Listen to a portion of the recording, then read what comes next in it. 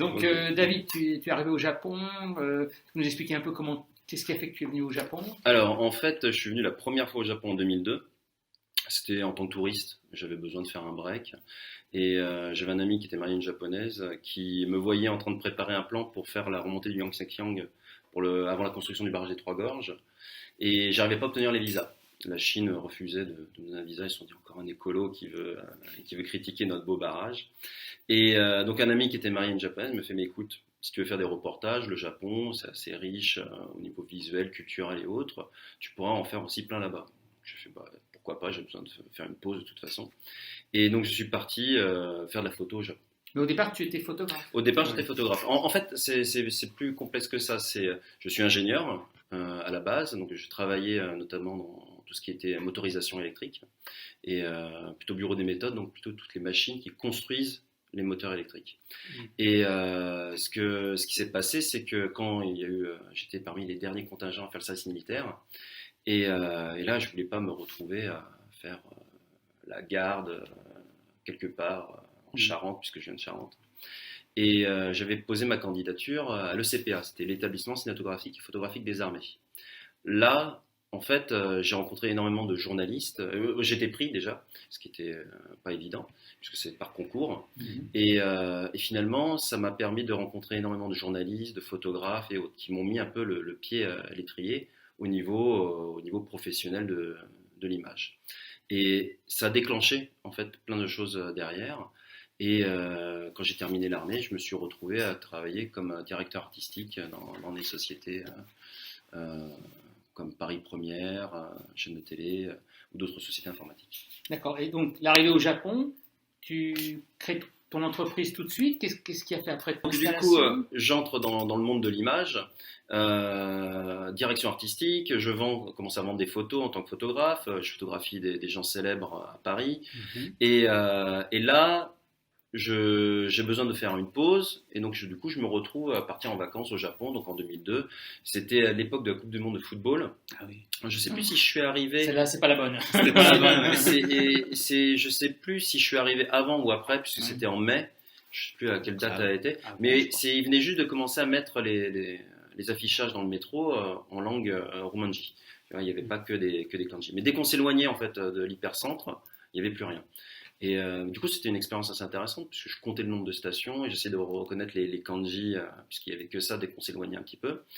Et j'ai réussi à me perdre dans la campagne de Ohara, à côté de Kyoto, où là j'ai découvert des petits villages et autres. Alors, je ne sais pas si vous connaissez Ohara. Je vous recommande, en fait, ça a inspiré beaucoup de peintres japonais. Donc il y a des petits temples avec souvent des vues assez belles sur le jardin, sur les paysages. Et donc c'est à 45 minutes en bus de la gare de Kyoto. Et donc je me suis perdu là-bas et là j'ai fait non mais vraiment ce pays a un potentiel énorme. Il faut que je retourne faire du reportage mais sérieusement. Et tout. Donc je suis revenu avec du matériel photo 6 mois après. Et là j'ai commencé à enchaîner les reportages au Japon pour les vendre en France. Donc comme je faisais la direction artistique et que je travaillais avec des magazines, ça me permettait à chaque fois de caser deux, trois photos, reportages sur le Japon. Et là, à force de faire ça, bah, j'ai commencé à créer un site internet qui s'appelait lejapon.fr, qui a commencé à me faire connaître. Et j'ai été contacté en fait par des magazines japonais qui cherchaient un autre style. Donc ils voulaient faire un magazine sur les voitures de luxe, mais avoir pas un style japonais, mais un style plus français, plus classe. Donc j'ai mis une casquette, c'est celle qui est derrière. Et ça a tout de suite marché. Ils m'ont dit non mais on adore ce que tu fais et on te veut à plein temps. Et là, j'ai fait, écoutez, moi j'ai ma vie en France, j'étais marié, donc elle était japonaise, ma femme, et j'avais un enfant, et j'ai toujours un. Je parle au passé, mais c'est juste pour moi. Et j'arrive, je dis, bah, pour que je quitte tout ça et que je vienne m'installer au Japon, il me faut des garanties et autres. Et là, ils m'ont dit, bah, on te fait un contrat de travail. Et voilà, comme j'étais freelance, j'ai fait, bah, c'est pas grave, je mets une pause dans mon travail freelance en France. Et je viens au Japon. Donc je pensais faire 1 an, pas plus. 15 ans plus tard, je suis toujours là. Donc du coup, ça m'a mis le premier pied dans le monde du travail japonais. Donc travailler en tant que photographe et reporter pour les magazines ici. Donc ça m'a permis aussi de découvrir l'édition. Alors il faisait online et print. Et avec ça, au bout de 2 ans, j'ai commencé à me faire connaître un peu dans le milieu de l'impression. Et là, j'étais contacté par Hachette, en fait, les éditions Chaîne, qui cherchaient de faire une édition spéciale Japon. Donc c'était Japon, c'est sûr.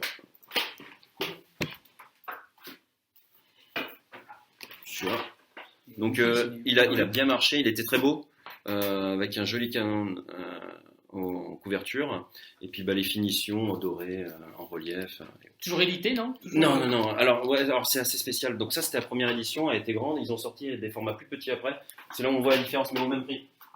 Ça, c'est toujours, faut monter les marges. Donc c'est la même chose, mais plus petit, même prix et finition différente.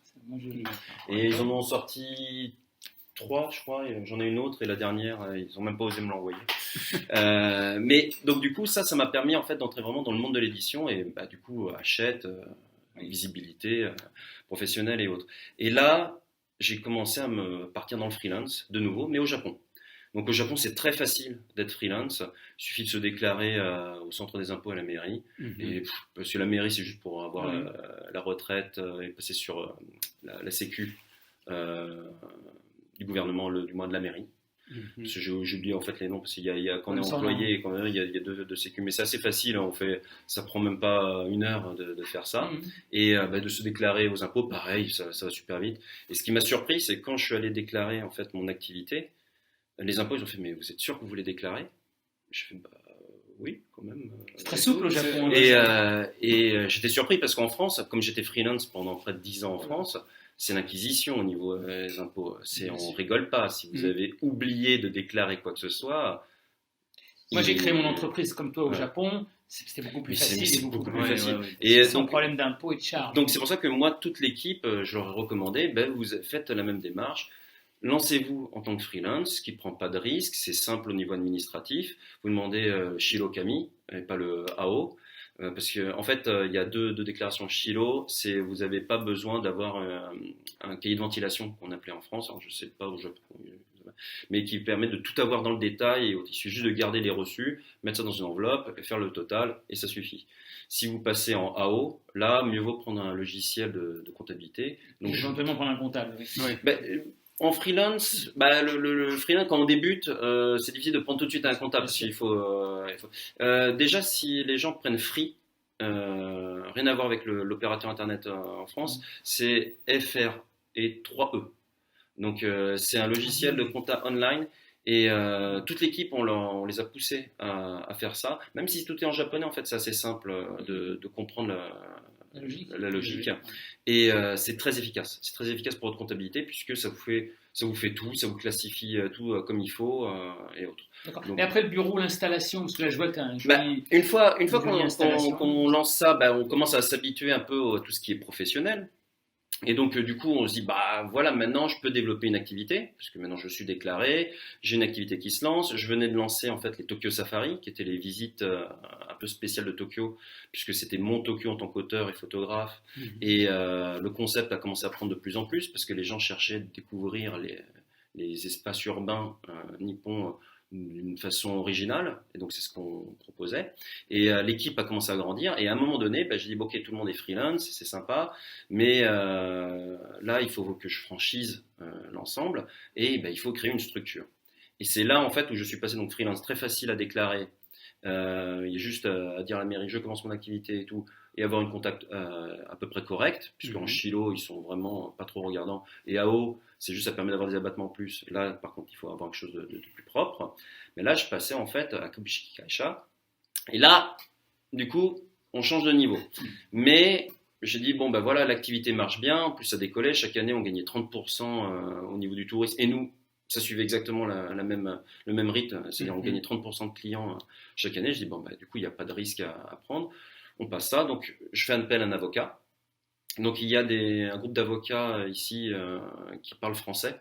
Donc du coup c'est très facile puisque du coup ils nous font un contrat mais en japonais et français, ce qui permet de mieux contrôler l'ensemble. Et comme c'est, j'ai oublié le nom, je pourrais donner les infos. C'est pas Majima, non, c'est pas elle, non. Non, je crois que c'est en quelques lettres, mais je retrouverai l'info si vous voulez. Parce que ça peut être intéressant. Ouais. Et donc du coup, par contre ça coûte. bien sûr, un avocat. Et donc elle a fait le contrat, elle expliquait ben voilà les démarches à faire, donc faire son c'est pas le Hanko, c'est justement c'est Jitsuin. Donc le tampon officiel. Donc déjà moi j'en avais pas en tant que personnellement quoi. Donc pareil avait à la mairie en fait déclaré. Alors pareil, il faut faire attention parce que moi je me suis dit je vais trouver des kanji qui font Micho, donc les beaux paysages. J'ai fait ça va être super. J'ai fait ça par un artisan et tout. Je suis arrivé à la mairie, il fait non vous êtes étranger. Les kanji c'est pas possible. J'ai fait ah mince et tout et je dis mais je l'ai payé cher mon oui voilà et j'ai fait bon ok bon bah donc c'est des trucs hein, on apprend comme ça et tout donc j'en ai refait un autre mais alors là du coup je l'ai payé pas cher et tout pour en katakana. Alors pareil les katakana faut faire attention parce que si vous n'avez pas déclaré quoi que ce soit en katakana mais que en urumanji avant il faut le faire aussi en urumanji. Les katakana, ils acceptent que si vous pouvez amener une preuve comme quoi c'est votre utilisation d'usage. Donc heureusement, ma banque... voilà, c'est surtout pour la banque. C'est surtout vis-à-vis de la banque. La banque, j'avais en katakana mon nom. Donc du coup, ils ont dit, OK, à ce moment-là, on accepte. Sinon... Il aurait fallu en Romanji. Je me suis dit, mais c'est pas Micho en Romanji, il aurait ressemblé à rien le temps. Alors il m'en fallu un cran comme ça. Donc, du coup, il faut faire attention à ça aussi quand on déclare. Mais alors après, pour développer le business, disais du photographe, comment ça se passe après? Alors, ce qu'il y a, c'est comme je disais, j'avais mon site lejapon.fr. Et donc à l'époque, c'était un peu comme les réseaux sociaux aujourd'hui. Les blogs, ça marchait bien, les gens suivaient et tout. J'avais 10 000 visiteurs par jour. Donc aujourd'hui, ouais, ça fait rêver. Mais, en français ou en français seulement. En français seulement. Donc j'avais une certaine communauté.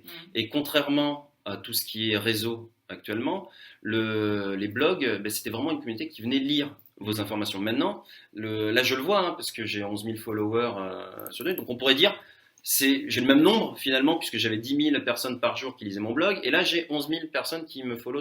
Non, on est un flux. Voilà, on est un flux, donc du coup, vous passez le truc, on like, mais en fait, on ne va pas approfondir en fait, l'information qui est passée dans le flux.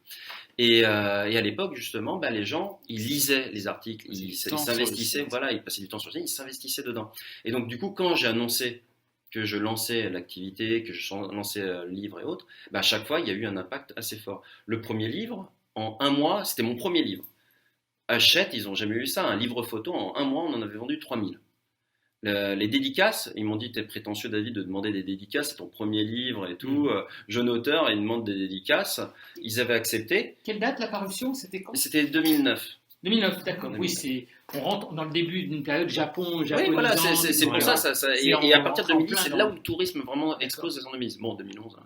Hein. Et donc, du coup, en fait, le fait que j'avais ce vecteur de communication à l'avance a permis d'avoir une activité qui démarre tout de suite sur les chapeaux de roue.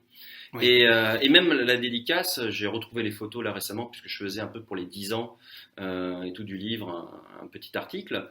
Mais il y avait, j'avais fait chez Voyageurs du Monde, je ne sais pas si vous connaissez, rue Sainte-Anne. Ils avaient la librairie était avant en sous-sol.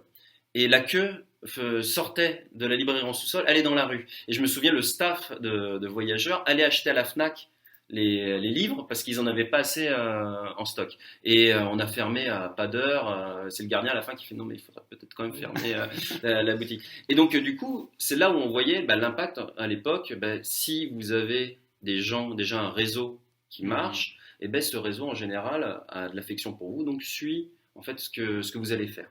Mais tout ça traduit vraiment une préparation en amont avant de débarquer. C'est pour ça, si on débarque comme ça, alors il y a deux stratégies possibles. Soit vous débarquez comme ça, mais alors là vous avez une stratégie de communication à bulldozer, c'est-à-dire vous avez des budgets communication et tout, et vous inondez en fait tous les canaux de com et tout. Et là, ça peut marcher. Soit en fait, vous avez construit petit à petit en fait votre clientèle et votre projet.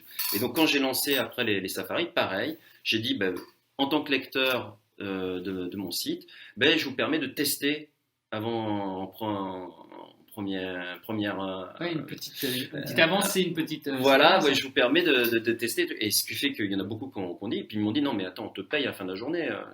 Je dis moi mais c'est un test. Ils font non mais on a adoré, on paye. Ce qui fait que l'année suivante j'officialisais donc les Tokyo Safari, je déposais la marque et tout, donc janvier 2010.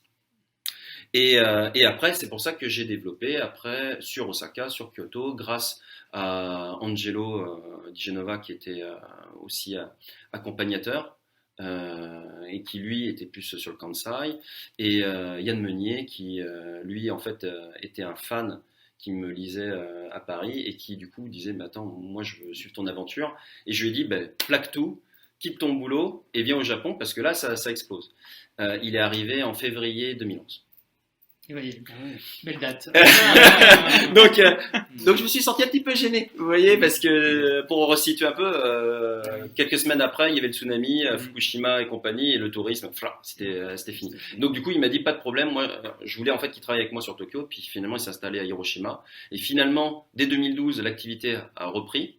Et comme on était déjà installé, alors c'est ça aussi qui est intéressant, c'est quand il y a une crise comme actuellement, beaucoup abandonnent leur secteur pour se concentrer sur genre c'est fini, j'abandonne mon secteur, et ça c'est une grosse erreur qui s'est passée en 2011. J'ai vu beaucoup d'agences et tout mais disparaître, exploser, parce qu'ils se sont dit ok, le Japon c'est mort, il y a les radiations et machin truc et tout, et ils ont abandonné le secteur et tout, se concentrer sur d'autres en gardant sur le côté, mais du coup on sentait bien qu'ils faisaient non mais c'est fini le Japon. Résultat, quand ça repartit en 2012, sur la scène en fait des prestats, il y avait quasiment plus personne. Et comme moi j'étais resté avec mon équipe petite, mais on était resté actifs, les gens ont dit fidèles. Voilà, moi je vais avec eux parce qu'eux ils sont fidèles au Japon, ils sont fidèles à leurs principes, et ça a permis en fait comme ça de monter. On est arrivé jusqu'à 18 accompagnateurs donc en 2019 avec un très beau chiffre d'affaires. Et donc la boîte venait d'être créée, donc c'était deuxième année fiscale la boîte, donc ça partait comme ça. On a fait c'est génial et tout. Comme le tourisme au Japon, comme le nombre de Français qui arrivent au Japon. Et là, pourquoi je suis encore là aujourd'hui, pourquoi on a encore une activité, c'est tout simplement ayant vécu 2011. Et j'avais calmé les ardeurs de toute l'équipe. Hein. Bon, beaucoup ont fait des erreurs quand même. Je dis, ne claquez pas l'argent, tout va bien, c'est super, faites de la trésorerie. Profitez-en pour faire de la trésorerie. Parce que ça, c'est important. Souvent, les gens, ils disent, ça marche, ça monte comme ça, vas-y, je claque. Non, il faut faire la trésorerie parce qu'on ne sait pas ce qui peut arriver, surtout au Japon. Parce qu'au Japon, on peut être soumis à des catastrophes naturelles et autres. Et comme je leur disais, 2011, moi aussi, ça devait être la meilleure année. J'avais commencé en 2009, 2010, c'était parti comme ça. 2011, ça devait suivre, j'avais une réservation, j'étais full de chez full. Et puis finalement, il n'y a plus rien eu du jour au lendemain. Et là, je leur avais dit, attention, il faut être prudent, il faut faire de la trésorerie, on ne sait jamais ce qui peut arriver derrière. Et donc du coup, le chiffre d'affaires de 2019 avait servi en fait pour faire une grosse trésorerie au niveau de la boîte. Alors oui, on paye beaucoup de taxes puisque on est obligé de payer des taxes dessus, mais ça permet en fait de solidifier l'entreprise. Et après, je me dis, de toute façon, une fois qu'on a le backup de prévu, on peut après dépenser tranquillement. Donc je me dis, comme ça, 2019 sert de fondation à l'entreprise, et ensuite on pourra réinvestir en 2020 sur d'autres choses. Bon. Alors là, avec la crise et donc l'arrêt du tourisme, il n'y a plus personne, les étrangers ne peuvent plus venir au Japon. Oui. Comment tu as réagi et comment vous survivez entre guillemets? Alors forcément, sur le premier tout, c'est un choc parce que tout le monde dit ça va bien, on est 18 et tout, donc il y a des coûts quand même. Tout le monde, c'est devenu le métier principal de quasiment toute l'équipe. Même si la plupart sont en freelance. Et là, d'un coup, tout s'arrête. Et donc forcément, au début, il y a le déni, mais ça ne durera pas, une fois que l'été arrivera, ça sera passé et tout, parce que même il y a des présidents de grands pays qui ont dit la même chose. Et de là, moi, j'ai commencé à dire, c'est l'occasion de faire un petit break, de se poser, parce que forcément, quand on a une activité qui monte très vite, on néglige certaines choses, parce que on se dit, allez, on rangera ça plus tard et tout. Donc là, j'ai dit, on va en profiter, on va faire un peu le ménage, on va un peu planifier tout correctement, arranger les emails, etc., etc. Et j'ai dit donc, relax et tout. De toute façon, nous, on a de la trésorerie, donc on peut prendre le temps. Et puis je vois que j'ai vu petit à petit que ça stagnait, que les indicateurs ne montraient pas que ça va s'améliorer avec le temps. Et puis là, on était en mars. Hein. Donc déjà, il y avait la France qui disait à tout le monde revenez vite en France, tous les voyageurs et autres. On a fait waouh, ok, bon, c'est quand même ça commence à être chaud. Et puis le Japon, qui quelques semaines après dit non, bah, c'est bon, on ferme les frontières. Et là, ça a été abrupt parce qu'ils ont laissé 3 jours aux gens pour rentrer. Et moi, j'en connais qui sont restés 6 mois en dehors du Japon alors qu'ils avaient des familles, une maison, du travail au Japon. Mais ils se sont dit, non mais c'est bon, je vais pouvoir rentrer, j'ai un visa et autres. Ils sont restés bloqués comme ça. Leurs familles ont pu rentrer, mais pas eux. Donc là, on a fait, ouais, on retourne comme à l'air et d'eau. Donc ça rappelle en fait justement qu'il peut y avoir des basculements comme ça, des risques. Il y a des pays qui rentrent en guerre comme ça du jour au lendemain et autres. Donc du coup, c'est pour ça de toujours prévoir des backups. Et donc là, nous, ça faisait depuis longtemps que je travaillais en fait sur un projet de magazine, comme j'avais déjà des livres et autres. Je me suis dit, ce serait l'occasion, on est tous photographes, de développer une autre activité. Alors tout le monde disait, ouais, ça va, on est déjà trop pris par l'activité d'accompagnement. Si en plus on rajoute une autre, je dis, mais c'est pas grave, on garde ça de côté dans un tiroir, ça pourra toujours servir, et puis petit à petit, on pourra développer ça. Là, ça tombait bien, donc plan B se met en action. Donc avril, ça a été un peu le choc et tout, on passe le choc, je dis, ok, tout le monde respire un bon coup. Maintenant, on a un nouveau projet. Donc on se lance, on s'investit dans ce nouveau projet-là et on y va. Donc un tiers de l'équipe suit, les 2 autres tiers disent non, mais on ne va pas se lancer dans un projet, ça va reprendre cet été. Donc ça ne sert à rien de s'investir dans quelque chose. Je ne pense pas que ça va se relancer cet été, mais après là on n'est pas devin et tout. Du coup nous on avance avec l'équipe réduite sur ce projet de magazine. Et vous, en effet, vous pouvez du coup relaxer et profiter parce que la plupart avaient en effet aussi fait de la trésorerie et tout dessus.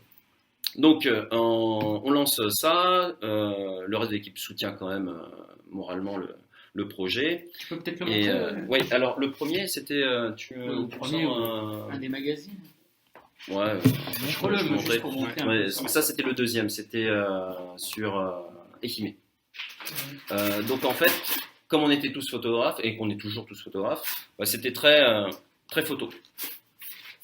Donc beaucoup de photos en double page et très visuel comme contenu. Et comme en plus on aime bien tout ce qui est rencontre avec les gens, puisque notre concept des visites, c'était surtout une expérience des 5 sens. Donc ça c'était Izumo. Alors Izumo c'est important parce que c'est là que commencent les légendes du Japon. Et donc c'est pour ça qu'on s'est dit, quitte à faire un numéro 1, autant que ça soit là où ont commencé les légendes du Japon. Donc du coup c'était un peu la symbolique, et puis les gens connaissent pas trop en fait Izumo.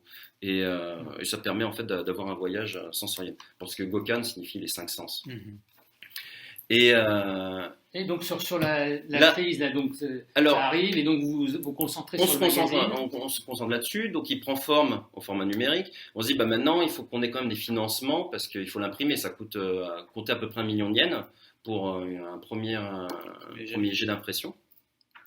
Et là, on se dit, bon, il y a le crowdfunding. Alors, je regarde les plateformes de crowdfunding, alors il faut savoir si ça intéresse les gens. La plupart sont bloqués pour le Japon.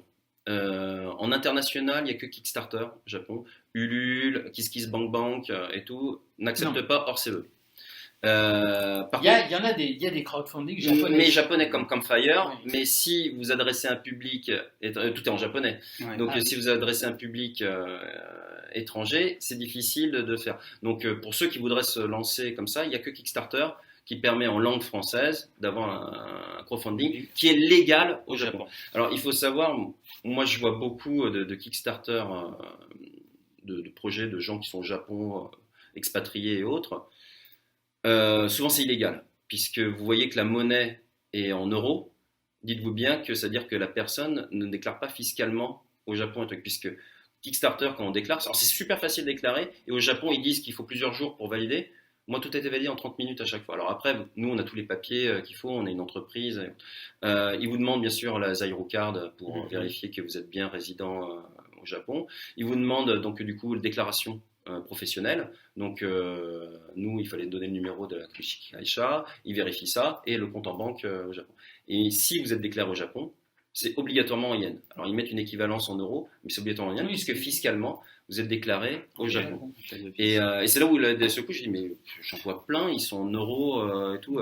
Comment ils font? Alors j'ai dit, c'est pas possible, j'ai loupé un truc. Non, c'est qu'en fait, ils déclarent souvent avec leur ancien papier français et autres, leur carte d'identité française, truc, mais c'est illégal, sauf si après, ils redéclarent les revenus. Si, ils vont redéclarer leurs revenus, parce que tu peux faire ta déclaration fiscale. Oui, mais ça veut dire qu'ils sont fiscalement déclarés en France. Oui. Puisque Kickstarter demande que vous déclariez votre déclaration le lieu de déclaration fiscale. D'accord. Et donc, si ils déclarent en France, ça veut dire qu'ils sont fiscalement déclarés en France. Donc, du coup, ils ne peuvent pas ramener. C'est pour ça qu'il y a forcément quelque chose qui cloche dans le truc. Ah, mais c'est intéressant en tous les cas, ce crowdfunding. Donc, tu as réussi à avoir des financements comme ça aussi. Du coup, finalement, je n'ai pas lancé sur Kickstarter à l'époque parce que j'ai vu, ils prennent un certain pourcentage, donc comptez entre 5 et 7% parce qu'ils passent par deux trucs. En fait, Kickstarter prend 5% et vous passez par Stripe qui reprend 2-3% par-dessus. Donc, ça fait 7% qui part. Et c'est pareil, je me suis dit, il faut faire déclaration et autres, c'est compliqué. Comme nous, moi j'étais directeur artistique en France, donc j'avais des notions de sites internet et autres. Dans l'équipe, on en avait un qui faisait des sites internet, j'ai fait, écoute, on va monter une plateforme nous-mêmes. Donc on a récupéré, du moins, on a WordPress qui gère le site, OS Commerce qui gère toute la partie commerciale, et il y a des plugins en fait de crowdfunding pour OS Commerce. Donc en configurant tout, en tout mettant bien, on a réussi en fait à créer une plateforme de crowdfunding sur notre propre site. Ce qui fait que 0% pour oui, c'est toi qui c'est une excellente idée, donc, c'est une démarche. Donc après, vous faites le calcul, vous voyez à peu près combien ça vous coûtera de développer ça en interne. Alors en interne, ça coûte beaucoup moins cher. Vous regardez, on avait mis un objectif de 1 million de yens. Donc 7% de 1 million de yens, ça faisait 70 000 yens. On se dit, allez, si on en a pour 70 000 yens, c'est bon. Et tout. Et si on dépasse, comme ça, on gagne, dès qu'on dépasse les 1 million, on gagne dessus. D'accord. Donc du coup, on a développé cette partie-là et le crowdfunding a été lancé en fait sur notre plateforme. Et ça a super bien marché. On était sur le objectif de 1 million, on était à 1 million 200 000 et quelques. Yen, hein Yen. Oui, non, mais c'est pour ça, euro, j'aurais bien. Mais bon. Et du coup, ça finançait largement en fait l'impression et on avait petits extras. Mais ça finançait pas, par exemple, les reportages et autres. Mais ça permettait en fait de se lancer dedans sans risque. Et donc c'est comme ça qu'on a pu lancer le premier magazine. Ensuite on l'a fait connaître et on le proposait en stock sur le site et on a écoulé petit à petit le stock comme ça. Izumo on en a quasiment plus qui reste. Et de là on dit ok ça marche, on peut commencer à faire un deuxième. Alors pareil, là le deuxième, du coup il y a un peu plus d'investissement parce que le premier c'était des reportages personnels, on était allé soit avec la région et autres, puisqu'on avait fait ça longtemps en amont. Le suivant c'était plus préparé sur l'occasion de faire un magazine. Donc là, il y a des coûts à investir et autres. Et après, c'est là où on commence petit à petit à apprendre à gérer les coûts de production en fait, d'un magazine et distribution, etc., etc. Et le troisième, on a enfin réussi à avoir un distributeur au Japon. C'était très long parce qu'on est un peu, du terme, le cul entre deux chaises, puisqu'on est en français, donc c'est considéré comme un produit d'importation, mais on est produit au Japon. Donc du coup, on a un produit interne. Donc du coup, ils ne savaient pas dans quelle case se mettre. Et ça, quand vous avez un produit à vendre, c'est très difficile si vous arrivez sur un marché nouveau, parce qu'il n'y a pas de case pour vous. Et donc du coup, les gens ne savent pas où vous classer. Et là, c'est là où vous devez créer votre propre clientèle, et ça, c'est très dur. Donc, au Japon surtout. Au Japon, même en France. Vous le vendez en France, j'imagine. Alors voilà, on le vend en France, mais du coup, via notre site internet, et là, on commence à avoir des points de vente. Donc la librairie Junkudo à Paris, là, et vous pouvez aller les voir et leur demander. Donc eux, ils passent commande chez nous après pour le recevoir. Ça, c'est pour ceux qui ne voudraient pas passer en direct. Et le prochain qui est dédié à Tokyo, on est en train. Alors du coup, on fait un nouveau crowdfunding dessus, mais cette fois, on teste la plateforme Kickstarter. Alors pourquoi, du coup, vu qu'on a la nôtre, pourquoi passer par une autre plateforme? Tout simplement pour sortir de notre cercle. Là, on a compris, en fait, on a 1000 clients maintenant dans notre listing et autres par rapport aux ventes de cela. Mais on veut élargir en fait un cercle qui n'est pas notre cercle à nous. Donc faire découvrir en fait Gokhan à d'autres univers. Et là, on s'est dit une plateforme ouverte, ça aide quand même pour justement sortir de... Oui, plutôt que d'avoir un ou deux financiers qui vous financent, c'est bien de l'élargir et comme ça fait le connaître aussi. Et ça fait exactement. Donc du coup, ok, on perd 5%, mais ce qu'il y a, c'est que comme nous, on a aussi un système d'abonnement, donc on a un pourcentage qui en fait est direct, Kickstarter nous amène normalement d'autres personnes à notre cercle, à notre vivier, et après on a la distribution qui amènera d'autres personnes. C'est pour ça que en général, quand vous faites un produit, essayez toujours de mettre dedans quelque chose qui rappelle aux gens, vous avez aimé le produit, allez sur notre site pour fidéliser en fait votre et sur l'autre partie, donc la partie magazine, mais tu as d'autres parties reportages, etc. Parce que comme on est en ce moment, on est chacun chez soi à la maison, est-ce que vous n'avez pas aussi cette partie un peu reportage ou sur le Japon ou d'autres choses? Alors tout à fait, puisque donc comme on est des photographes, on répond aussi aux appels d'entreprises, donc par exemple des magazines, d'autres magazines, on travaille, on fait des reportages. Là, c'était Animan en Suisse qui nous a commandé récemment sur les Sakura. Bon, c'est un sujet classique. Et j'ai essayé de tourner ça un peu. Vous connaissez la chanson Hanawasaku? C'est en 2011, après le tsunami. Il y a eu un chanteur et un réalisateur, une chanteuse et un réalisateur qui ont créé cette chanson pour redonner espoir redonner vie, aux gens. etc. Et donc du coup, j'ai dit ok, je vous fais un truc sur les Sakura. Mais je veux qu'on traite de ça, je veux qu'on parle qu'en fait, dans chaque catastrophe, il y a aussi une lueur d'espoir. Et qu'il ne faut pas tomber dans le défaitisme. Il faut toujours se dire, ok, là c'est dur, c'est comme ça. Mais comme la nature, les fleurs finissent toujours par refleurir.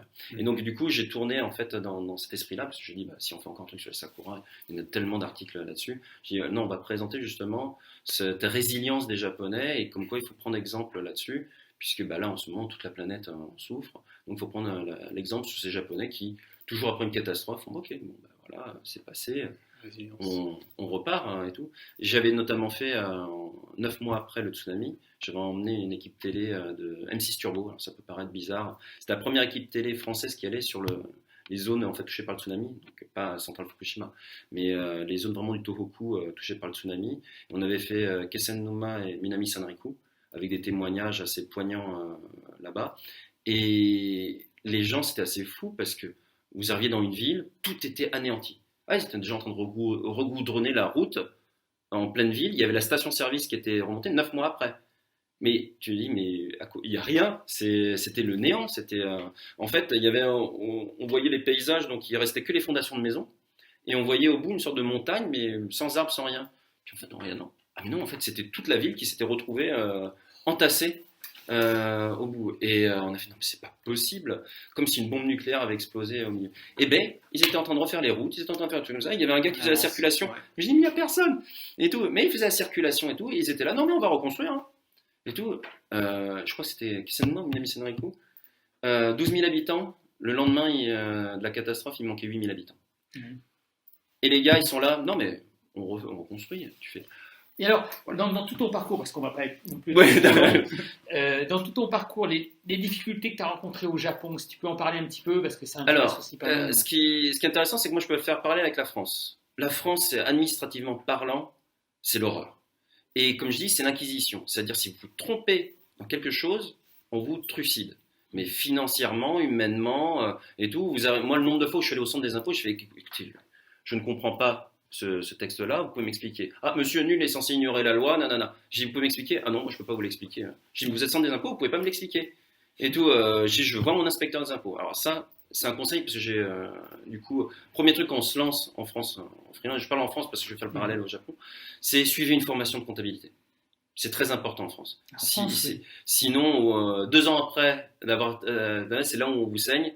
Et là, vous êtes mort si ou vous avoir un bon comptable. Ou alors avoir un bon comptable. Ça, c'est le premier chose. Il vous faut absolument quelqu'un qui vous conseille sur ça, parce que sinon, vous êtes mort.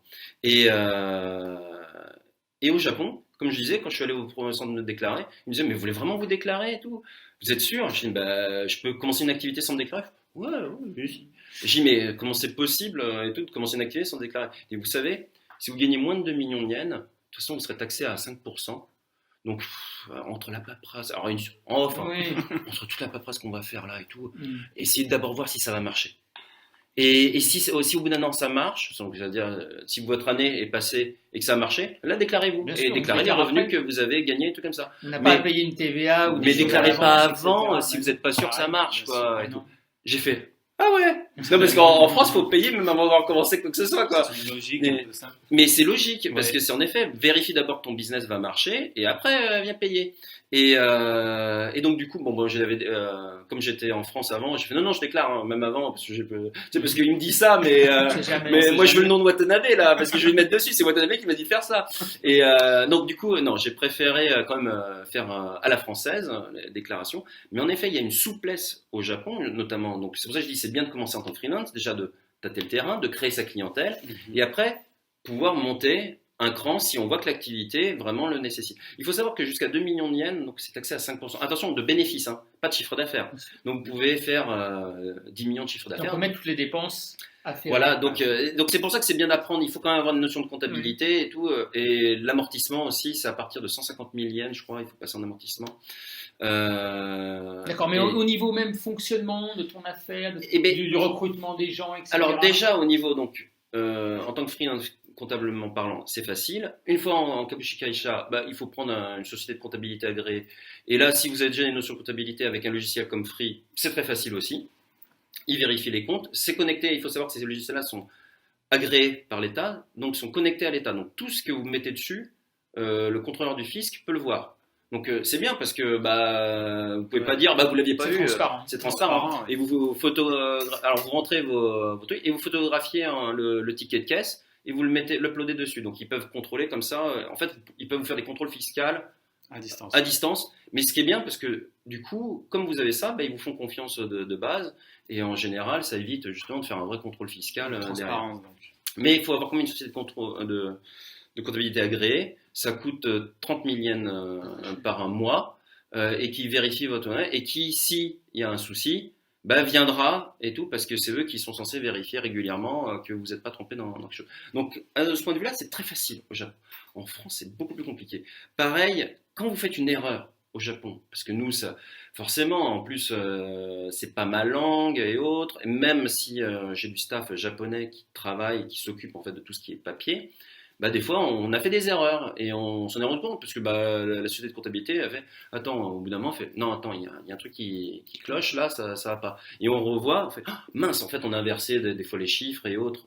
Et quand tu as payé trop d'impôts, on te rembourse tout de suite. Et bien, en Quand fait, ça c'est vraiment. on va les le voir, Japon, on dit excusez-nous, là, on a trouvé, on a fait une erreur là-dessus. Il fait ah bon, ok, il vérifie. Ah oui, en effet, vous êtes trompé, tout comme ça. Bon, vous savez quoi? Vous corrigez ça et tout, et c'est bon. Mais pas de pénalité, rien. Non. Non, parce que finalement, vous êtes honnête, vous venez de vous-même, un truc comme ça. Sur donc, le recrutement des gens, quand même, sur cet aspect-là. Alors moi, c'est assez particulier parce que comme je suis ingénieur normalement et je suis maintenant photographe, rédacteur en chef et autres. Donc j'ai un métier qui a rien à voir avec ma formation. Donc quand moi je recrute des gens, en fait, je fais un plus à l'américaine. Ça veut dire, je demande aux gens, c'est quoi tes talents? C'est quoi ta capacité de faire quelque chose? Et je recrute au talent. Et souvent, c'est des années après, je dis, mais à propos, tu avais fait quoi comme formation? Et là, je découvre, il y en a, ils étaient dans la plomberie. Et voilà. et je dis, ah ouais, bon, t'es bon photographe en tant que plombier, t'es pas mal comme photographe, quoi. Et en fait, c'est ça souvent le problème en France. Et je vais vous raconter une anecdote. J'avais comme client, quand j'étais freelance en France, donc directeur artistique, j'avais Lafarge. Donc petit groupe de béton. Hein. Ça faisait 5 ans que je travaillais pour eux en tant que directeur artistique. Je m'occupais de tout ce qui était les communications B2C. Et à un moment donné, les responsables de la fin, ils m'ont dit écoute David, ça fait 5 ans que tu bosses pour nous. Pourquoi te pas prendre en interne, tu vois, plutôt que ok, on te paye en régie. En plus, au niveau officiel, il faut faire attention parce que si vous avez toujours la même somme qui tombe chaque mois, ça peut être considéré comme un emploi dissimulé. Donc, il dit à chaque fois, on est obligé de t'embêter, de mettre sur des missions et autres. Là, écoute, on t'embauche, comme ça, c'est tranquille. Puis ça fait 5 ans que tu bosses pour nous et tout, donc il n'y a pas de souci. Présentation à la DRH. Ah non, mais il n'a pas fait d'école d'art.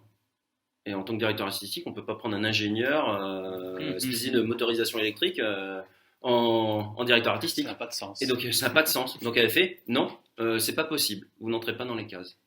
J'ai fait, vous savez, ça fait 5 ans que je fais le métier. Et c'était un peu original parce qu'au Japon, l'école, d'où on vient, l'adresse, c'est très important. C'est très important. Et les noms de l'école. Malheureusement, et les noms de l'école. Malheureusement, par rapport aux... Et bien, c'est ce qui m'avait un peu troublé parce que quand je me suis lancé en tant que freelance au Japon, les freelance, aujourd'hui maintenant c'est la mode, hein, freelance, on appelle ça les digital nomades, parce que ça fait beaucoup plus classe. Et mais en soi c'est la même chose. Et ben vous étiez saltimbanque. Moi je me souviens quand j'ai ouvert mon compte en banque pro en tant que freelance, j'ai dit je suis freelance, et genre tu es dans la rue et tu vends des spectacles, comme ça. Non. Je vais créer. Et, ah ouais, ok, d'accord. Aujourd'hui, maintenant, vous dites, ouais, je suis digital nomade, freelance. Ah oui, ça c'est classe. Ça fait, c'est une bonne impression. Ouais, c'était pareil. On a vu le boom en fait des sharing space. Et il y a 5 ans, 6 ans, il n'y en avait pas un seul. Et quand vous disiez que vous êtes freelance et autres, les gens, ah bah tu fais pas partie de la société. Limite, tu es boulakoumine professionnel, tu vois. Bon, vous expliquerez en fait. Boulakoumine. Et donc, du coup, maintenant, c'est revenu à la mode. Et du coup, la mentalité des entreprises japonaises, je travaille beaucoup avec des groupes japonais. Alors, pas des grands groupes, plutôt des... Mais il y en a, c'était... SOZ. SOZ, je crois. Un groupe japonais. C'est un groupe japonais, ils sont quand même 400 personnes. Et bien, ils recrutent maintenant, comme j'ai recruté, c'est-à-dire, ils demandent des gens au talent.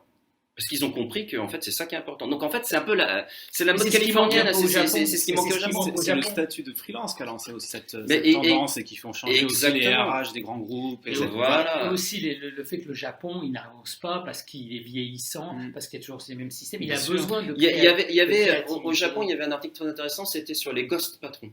Ces patrons fantômes. C'est en fait c'est les anciens patrons qui ne sont plus au directoire, mais qui sont toujours là. Et qui, en général, c'est pour planquer tout ce qui s'est passé. C'est comme ça que Olympus a sauté.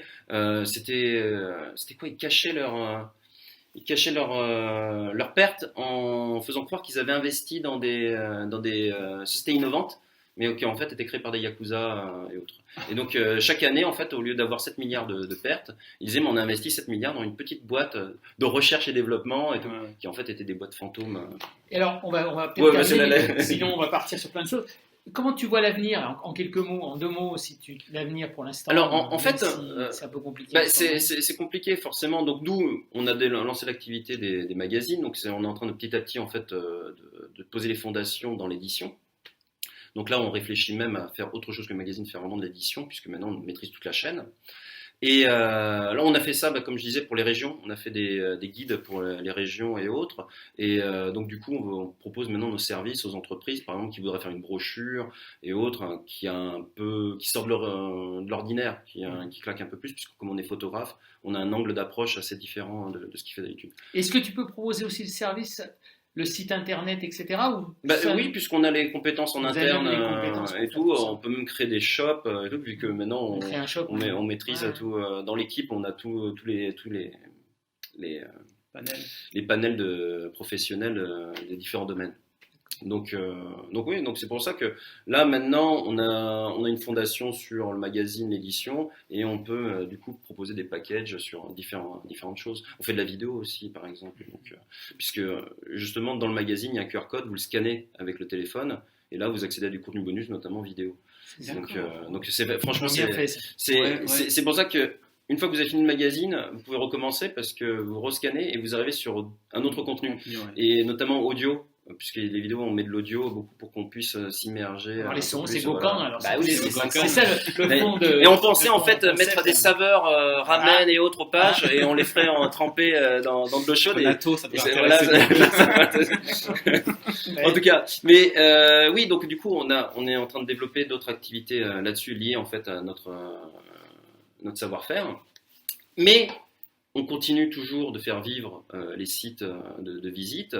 On est toujours en relation avec les agences de voyage avec qui on travaillait. On prend un peu l'air du temps. Eux, ils ont beaucoup d'espoir parce que là, en Europe, ils lancent le passeport vaccinal et ils disent ça y est, c'est reparti et tout. Ils espèrent que ça soit mondial. Sanitaire. Ils espèrent que ça soit mondial, mais le problème c'est qu'ils connaissent pas vraiment la mentalité japonaise qui peut être à contre-pied de tout ce qu'on imagine. Et nous on garde espoir que après les JO ça change. Parce que là, ils veulent absolument préserver les Jeux Olympiques. Parce que souvent, les gens disent mais il faut abandonner.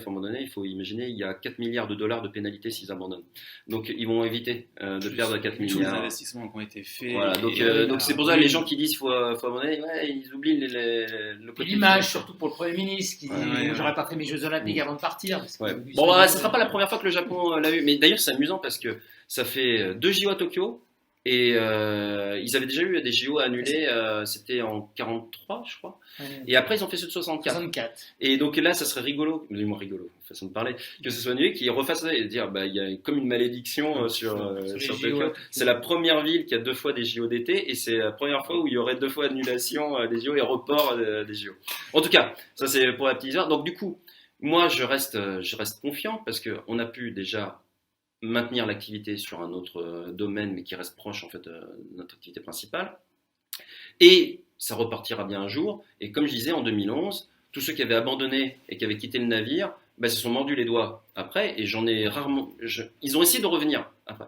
Mais non, mais le public a fait ok, non, mais t'as abandonné. Et en plus, il faut faire attention à sa communication.